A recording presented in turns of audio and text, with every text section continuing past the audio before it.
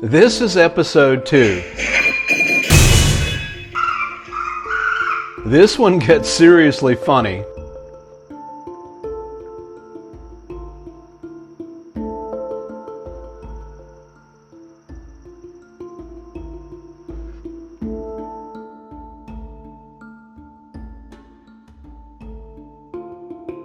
First, here's a little backstory. I often mention the woods house in the Leon the Lobster videos. It's a small house in the middle of a tall forest. In my opinion, it's a simple little paradise. This is where Leon first lived when he came from the grocery store to live with me.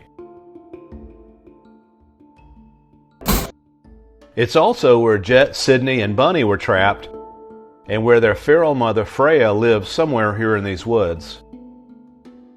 For viewers that don't know Freya's history, she was named by a viewer from the Leon the Lobster video series. A lot of wild animals pass through this property. Deer, foxes, bobcats, wild turkey, obviously squirrels, possums, raccoons, feral cats, probably El Chupacabra and extraterrestrial too. I haven't seen any bears, but a power line worker actually reported a Sasquatch sighting, and it was written up as a Bigfoot encounter just a half a mile from here. I would definitely drink a beer with a Sasquatch if it was real and one showed up here. Anole and snakes have crawled inside through the clothes dryer duct. When Abby the cat lived here, she had a possum friend that she would hang out with off the deck. Abby generally doesn't like anybody. Maybe it's because they look a lot alike. I don't know. So, as I tend to do, I had a curiosity. Would any of these wild animals that live out there in the forest actually come inside my house? And if they did come inside, what would they do when they got in there? Would they make themselves at home? And would they ransack the place? This was just a curiosity, an observation. The goal here is just to watch them, observe, and see what they do, not to interact with them. Maybe I have too many curiosities. Is it possible to have too many curiosities? For this project, I had to temporarily stop doing a few of my favorite things, like stepping outside and peeing off the deck. Just primal man stuff. And I can't be going all Neil Peart on my drum kit either. I want to welcome them, not run them off.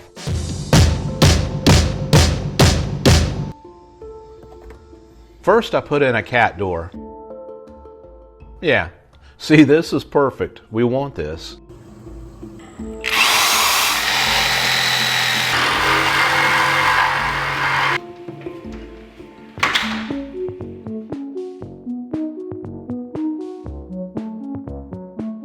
One of the things I was most curious about is if the same cast of characters would show up again several months later. The same feral cats, the same raccoon family, or if not, I'm also curious how much that has changed and if there will be new characters coming in.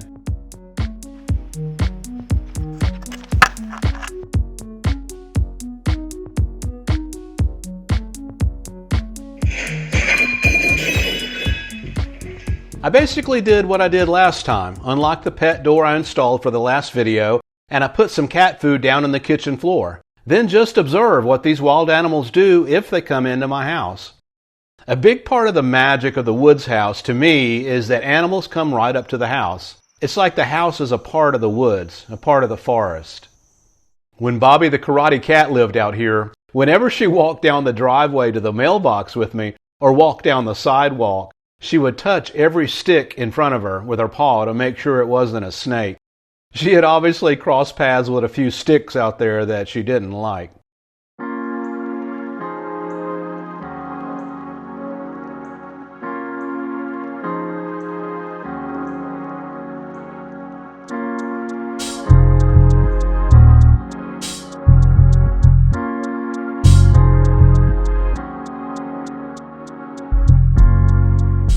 This white tomcat is still around, but looks a little rougher. like he's been scrapping and fighting a lot.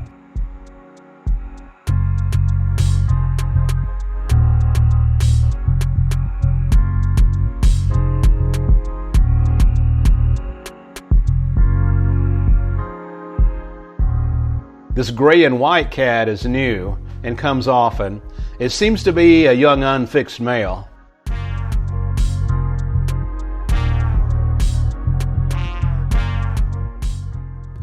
Well, I guess he answered that question. Unfortunately, I haven't seen this cool cat from the first video in a long time, or this yellow and white cat. Hopefully someone took them in and have given them a nice home, and not something worse.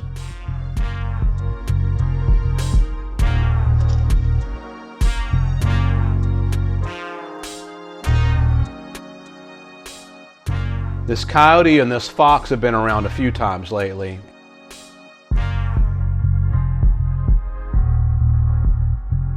And this fluffy-tailed cat has been by for a couple of visits.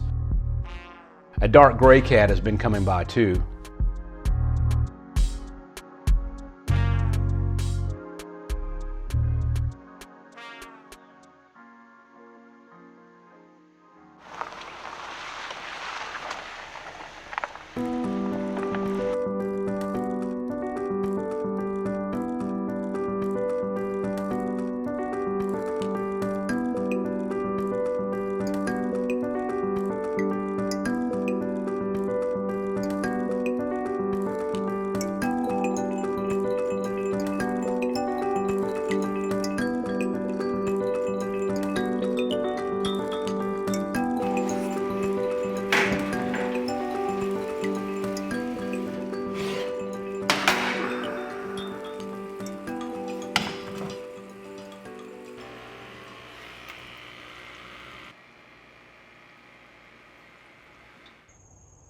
Sweet Feral Freya always comes out of the woods when I pull up. I seriously wish I had room for her and wish I could domesticate her. I don't know if she'd remember her kittens, but would be seriously fun to see.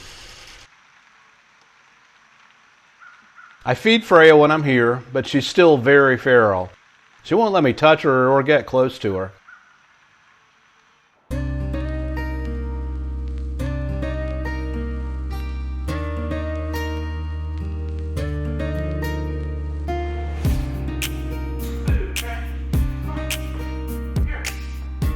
Some days I just prop the door open and let her come in and eat while I watch TV or work. Come on. Yeah, you're okay. You're okay. Come and eat your dinner. Watch the eyes in the dark.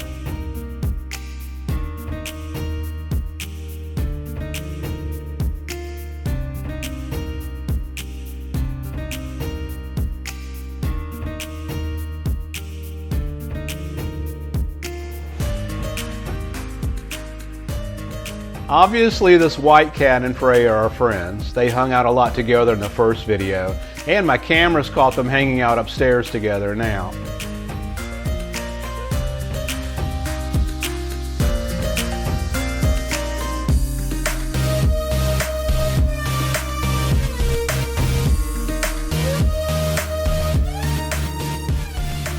This is how hot it is here right now, southern summers.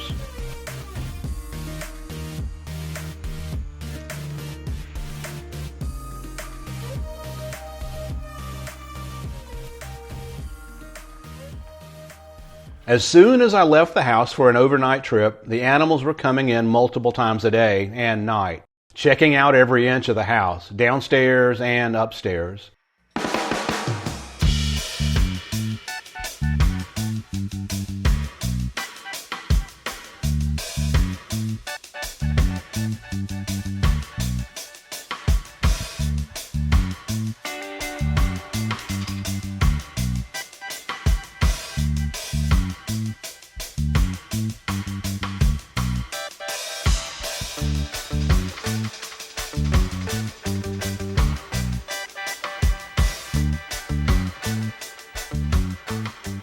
It was weird seeing this raccoon out a lot during the day and in the house during the day.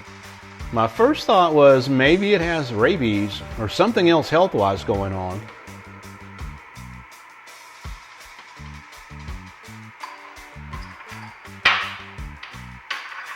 Then it became pretty obvious.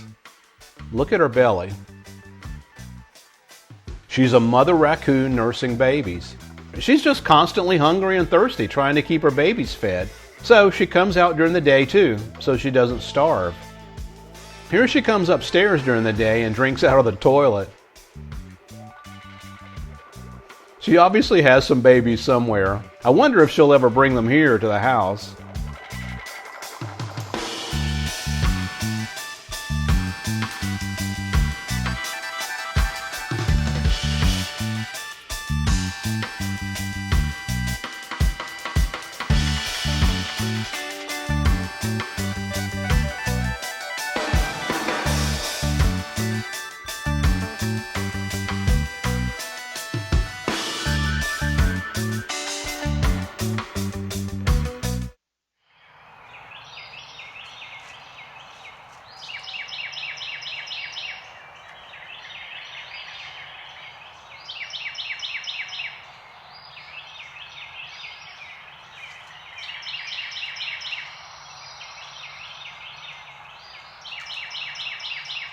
Unfortunately, tonight, a tree frog found its way into the house.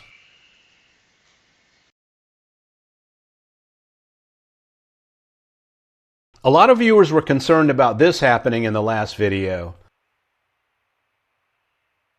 Boom. This is the first time. Wow. Anywhere you go, give it on.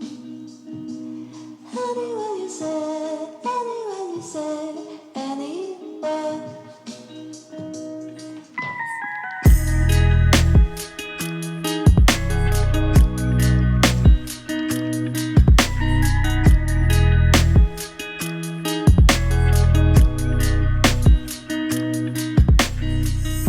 This young raccoon comes upstairs and starts wilding out on all of my stuff. This rowdy raccoon starts pulling my clothes out of my closet and wrestling them. That better not be one of my Leon the Lobster t-shirts, Rowdy Raccoon.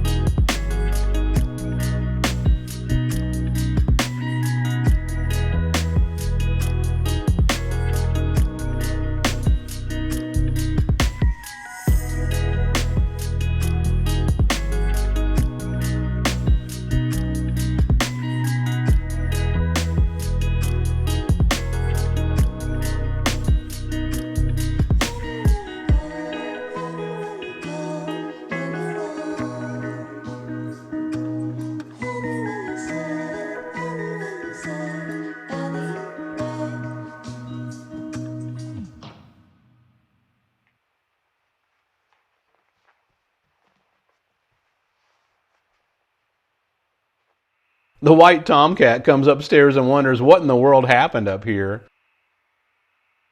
Then he sprays a spot on my wall again. My wall. And waters one of my plants on his way out to the woods. Then Mama Raccoon comes up and inspects the damage. Rowdy Raccoon is probably one of her kids from last year. I'm sure she's embarrassed if he is. And even later in the night, White Tomcat is back just to chill and relax on his turf. My turf. And even later in the night, Rowdy Raccoon is back upstairs. Apparently my bathroom rug was running its mouth, so he had to give it what for? Some more. My bathroom rug doesn't stand a chance in this wrestling match. This is WWE SmackDown stuff here.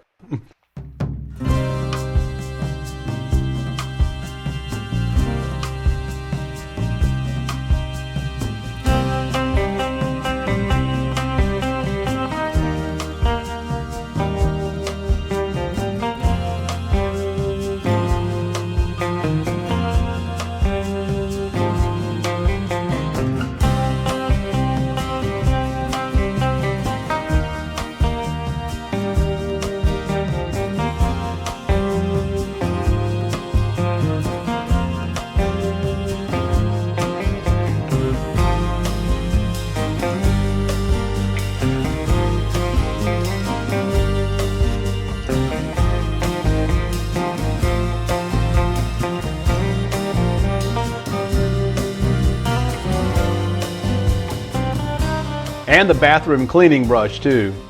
Dude, that bathroom brush has been in the toilet before. I guess that's not really revenge to him. That'll teach my bathroom rug to run its mouth.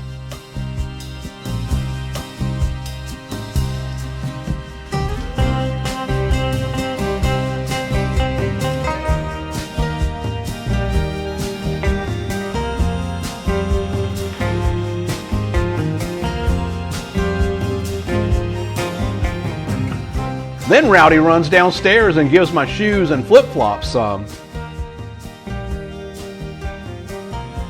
I got the place cleaned back up.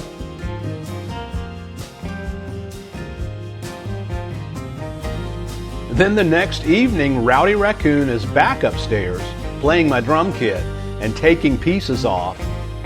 Come on, man, not my drum kit.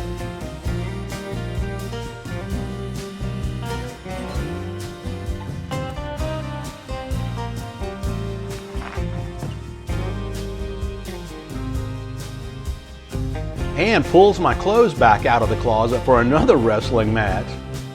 I kind of thought my closet would be a sacred place and none of these wild animals would go. Apparently nothing is sacred. There are no boundaries.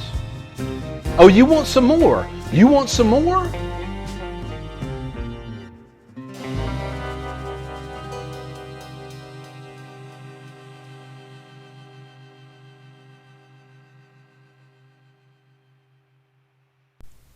You crazy, Rowdy Raccoon, don't even think about it.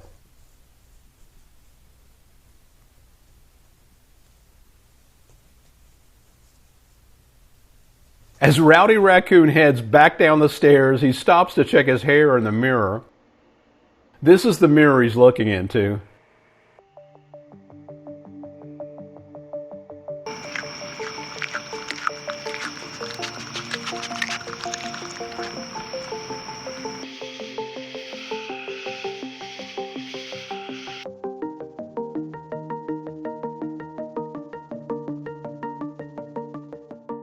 When I was walking around the kitchen, I noticed this too. A bird had started building a nest up on the cabinet above the washer and dryer. Obviously, if we let wild animals in our house, they see the opportunity and safety. They enjoy the amenities that we have, like heating and air conditioning and being out of the elements of rain and other weather.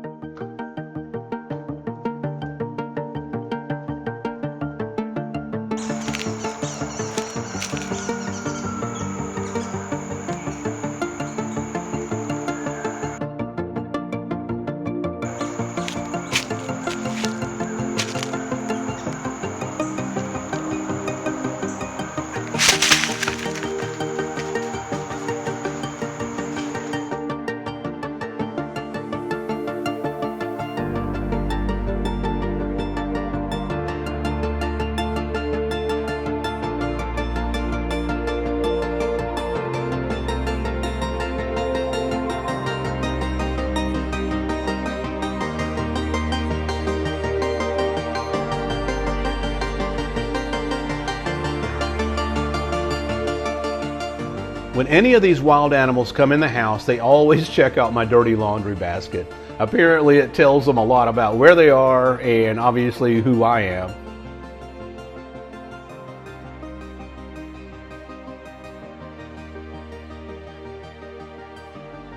She decides she wants to eat my apple and chips.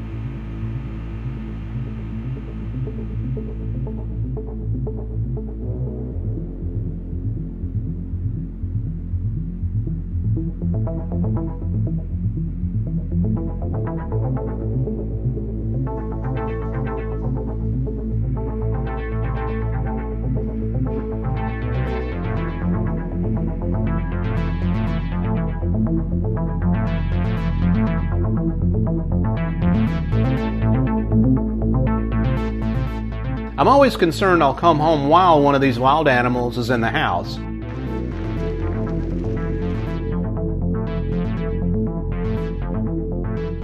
And I'll walk in and it'll be upstairs and freak out. Or I'll go to bed and it'll be in the closet or something.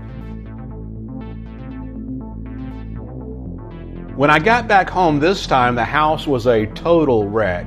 An apple core and other nastiness on the kitchen counter. Clams and snails taken out of the aquarium bowl.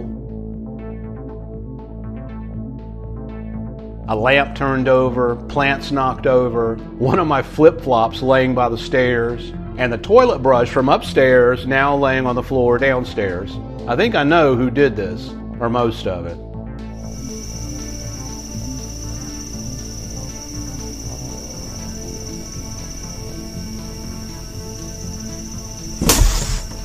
One thing I have noticed about Feral Freya is if I'm here at the house, she's not tolerant at all of the raccoons.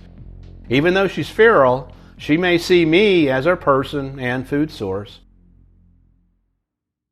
When I'm not here in the house, she seems to tolerate them more. Now she'll actually come into the kitchen while I'm down here. She just won't let me get close to her. My cameras did record the gray and white cat coming up and hanging out upstairs while I was right there sleeping. I've never seen this cat in person, only on camera. Freya was up there too while I was asleep.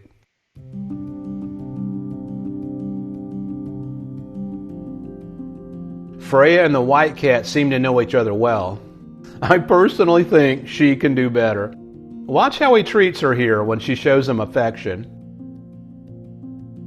Here, he rejects her affection again. Yeah, we've all been there before, or most of us. Okay, I guess my flip-flop ran its mouth too. Rowdy Raccoon has it up on the stairs and is setting it straight.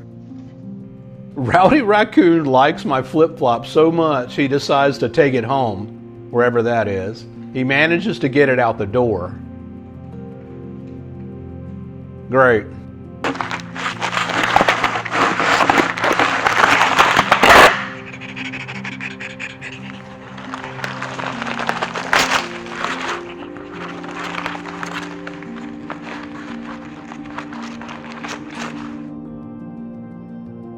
Then, one night, Mama Raccoon does bring her cubs with her.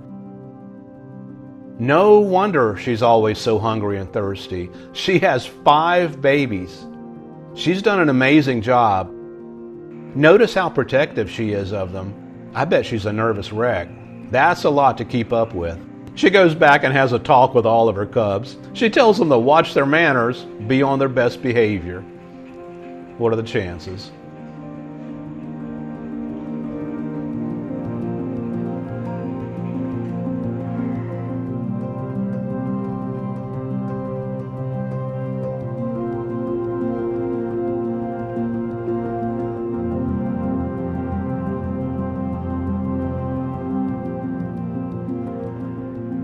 Apparently it's date night and they're about to watch a movie. Freya wants to see Dirty Dancing and the white cat wants to see Roadhouse.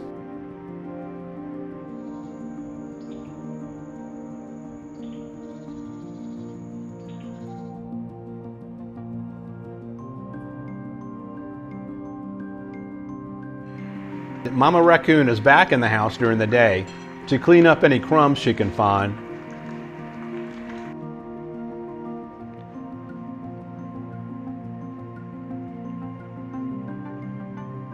Apparently being a raccoon is tiring work.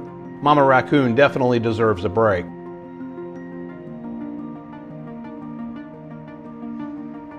And a nap. She takes some time to herself, away from all the kids, in the quiet and calm of the house.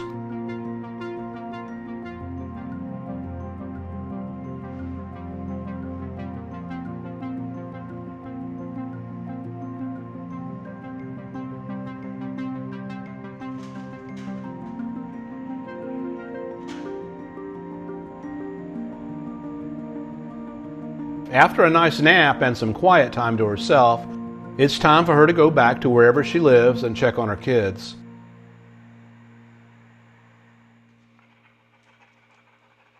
She brings her little tribe back a few more times over the next week. They're all well-mannered and don't cause any trouble. She's raising them well. Here she must have had to threaten them. If y'all don't straighten up, we're going home. And all 5 kids were like, okay, we'll be good, Mom.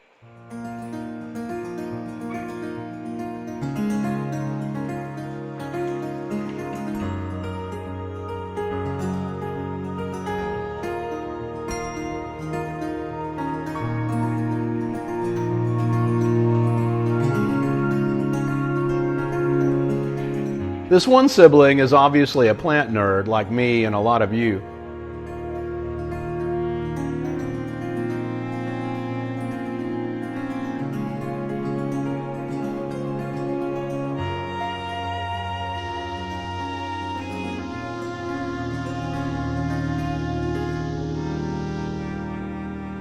Tonight she brought her kids over again for another family outing, but she didn't know there was already another raccoon in the house. Mama Raccoon immediately goes into beast mode to protect her kids and runs the other raccoon out of the house.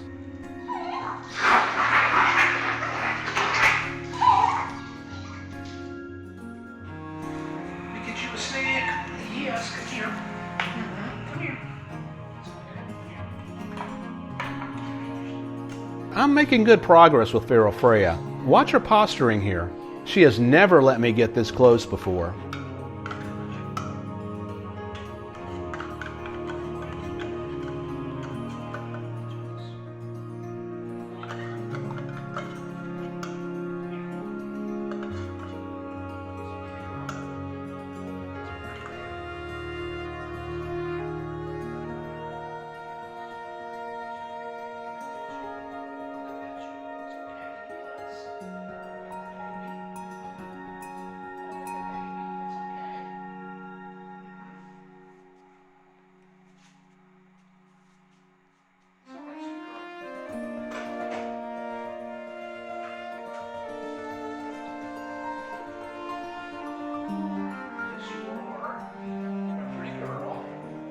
After she eats, she's okay to be in the house with me, at a distance.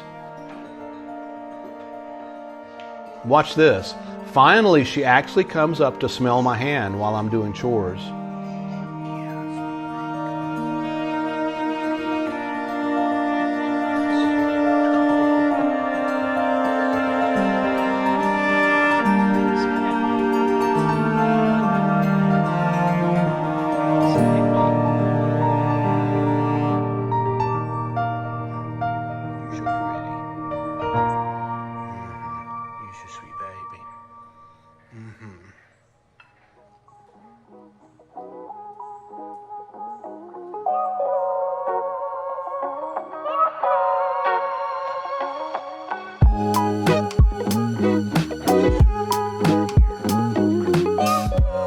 And Freya, the feral cat that brought kittens to my house in the woods, jet with half a leg, Freya, the cat that I trapped again and had spayed, TNR'd, 2 years later, has finally warmed up to me and is letting me pet her.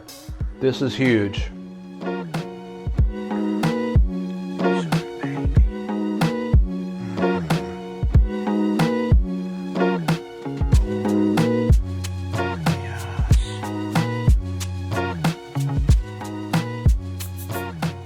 After Freya let me pet her for a while, I tried closing the door to the house to see what she would do. And she immediately freaked out and ran up the stairs in panic mode.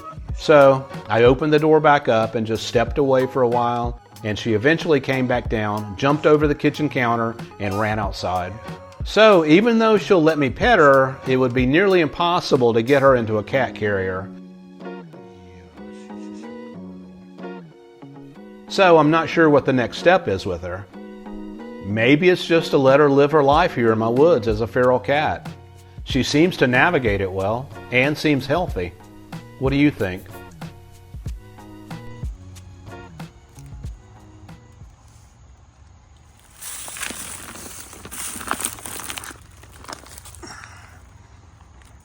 I was walking through the woods near the house and look at what I found. My flip-flop that was missing. Welcome back, Mr. Flip-Flop.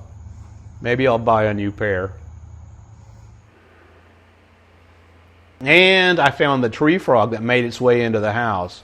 Unfortunately, used as a toy, not for food.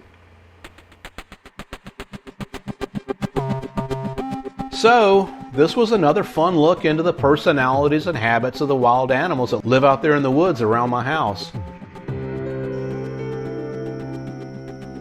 The possums are interesting. They never came into the house. They didn't in the last video either. They must see it as risky and dangerous. Fortunately, no foxes, coyotes, or bobcats tried to come into the house. And I haven't had a snake in the house in a while. I did clean up the house, sanitized the kitchen and floors really good, and washed all the clothes Rowdy wrestled with. If you've enjoyed this video, please like and subscribe, and feel free to share it. We'll see you soon.